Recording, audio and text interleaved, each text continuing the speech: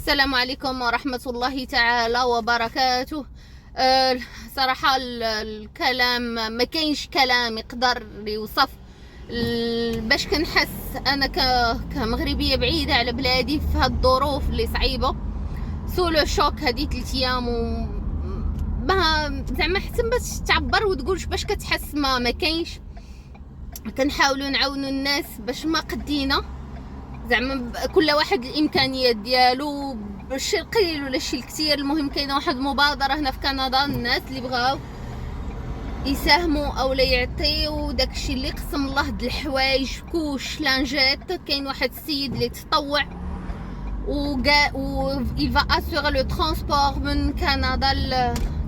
من كندا لكازا سو سا شارج، يعني هو اللي غادي يتكلف بالترونسبور. حنا غير غادي نتكلفوا اننا غادي نجمعوا. انا شخصيا ما مكلفاش، ولكن كاينه السيده غادي نبارطاجي الرقم ديالها في صندوق الوصف، اللي بغى يتصل بها، اللي عنده شي حاجه.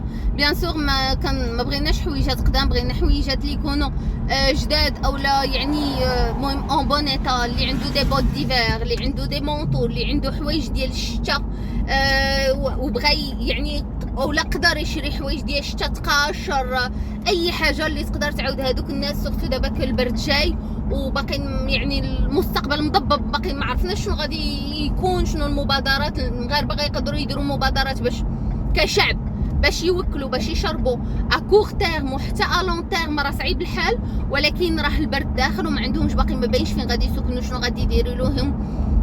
احنا الثقه كبيره في جلاله الملك محمد السادس، الله يخليه لينا والله يشافيه كبيره، ولكن راه من غيره ما كاينش. المهم الله يصوب، الله يصوب، الله يصوب. هادشي اللي نقدر نقول. المهم انا الرقم ديال السيده غادي نحطو في صندوق الوصف، وباش ما كان راح تتصلوا بها، وهي راه غادي هي النقطه كاينه في لونغوي، وعارفه كاينه سيده اخرى عاوتاني كاينه في مونريال. دونك اللي بغى يتصل بهم راه هو عنده شي حاجه، راه يتوكل على الله ويديه.